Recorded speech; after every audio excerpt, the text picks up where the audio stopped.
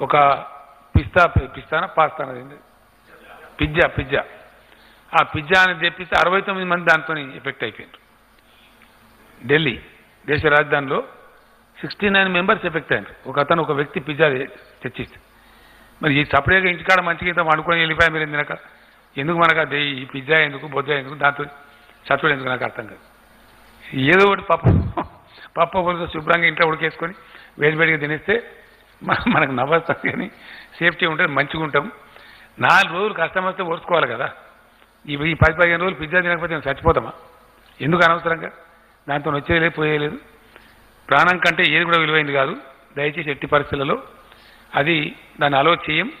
ప్రజలకు కూడా నేను విజ్ఞప్తి చేస్తాను, అవి బంద్ చేయండి. ఈ 10-15 రోజులు మంచిది కాదు. మే 7th దాకా మాత్రం కఠినంగా బంద్ చేయాలి. బయట నుంచి తినుబండారాలు తెప్పించుకోకండి. మీకు అత్యవసరమైతే కిరాణా సరుకులు